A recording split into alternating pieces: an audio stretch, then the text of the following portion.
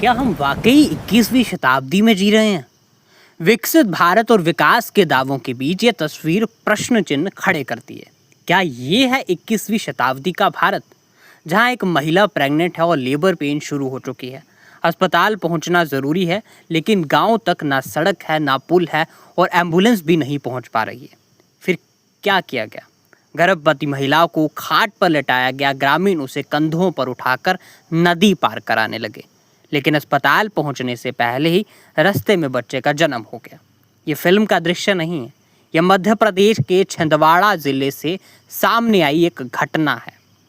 Reports के अनुसार मामला छिंदवाड़ा जिले के अमरवाड़ा ब्लॉक के एक दूर दराज गांव का है। बताया गया कि गर्भवती महिला सविता विश्वकर्मा को लेबर पेन शुरू हुई।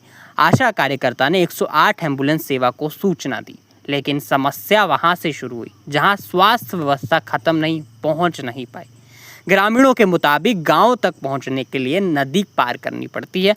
पुल नहीं होने और रास्ते की दिक्कत के कारण एम्बुलेंस गांव तक नहीं पहुंच सकी। हालत बिगड़ने लगी तो गांव वालों ने इंतजार छोड़ दिया। महिला को खाट पर लेटाया गया और नदी पार कराई जाने लगी, लेकिन अस्पताल पहुंचने से पहले ही महिला ने बच्चे को जन्म दे दिया। इसके बाद मां और नवजात को बाइक से अस्पताल में पहुंचाया गया। स्थानीय स्वास्थ्य अधिकारियों के अनुसार बाद में महिला और बच्चे दोनों को इलाज मिला। ब्लॉक मेडिकल ऑफिसर ने बताया कि फिलहाल मां और बच्चे दोनों स्वस्थ हैं। ये राहत की बात है, लेकिन सवाल यहीं ख़त्म नहीं होता। अगर पुल होता, अगर सड़क होती, अगर आपात स्थिति में मेडिकल पहुंच संभव होती, तो क्या ये स्थिति आती? ग्रामीणों का दावा है कि लंबे समय से पुल की मांग की जा रही थी। बारिश के मौसम में ऐसी जगहों पर संपर्क लगभग टूट जाता है और ऐसी परिस्थितियों में सबसे ज़्यादा असर किस पर पड़ता है? मरीज, गर्भवती महिलाएं, बुजुर्ग और यहाँ के जो लोग हैं उन्हें, और वो लोग जिनके लिए हर मिनट मायने रखता है। ये सिर्फ एक गाँव की कहानी नहीं होती, ये सिर्फ एक गाँव की कहानी नहीं है। ये उस सवाल की याद दिलाती है, क्या हमारी बुनियादी सुविधाएं ज़रूरत के समय सच में लोगों तक पहुंच पाती हैं? क्या किसी गर्भवती महिला को इलाज के लिए आज भी खाट पर नदी पार करनी पड़ रही है? जब लेबर पेन जैसी आपात स्थिति में एम्बुलेंस गांव तक नहीं पहुंच पाती, तो फिर क्या स्वास्थ्य सुविधाओं का दावा ज़मीन पर कितना मजबूत है? अगर पुल नहीं था तो इतने समय तक क्यों नहीं बना? अगर रास्ता हर बारिश में कट जाता है तो फिर वैकल्पिक व्यवस्था क्यों नहीं की गई?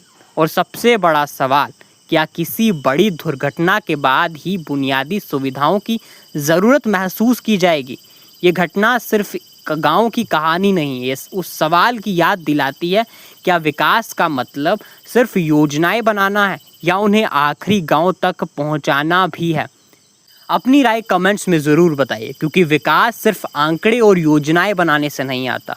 उन योजनाओं को लोगों तक पहुंचाना, उस विकास को असलियत में हर गांव के उस अंतिम छोर तक पहुंचाना भी ज़रूरी होता है। आप इस घटना को कैसे देखते हैं? कमेंट करके अपनी राय ज़रूर बताएं।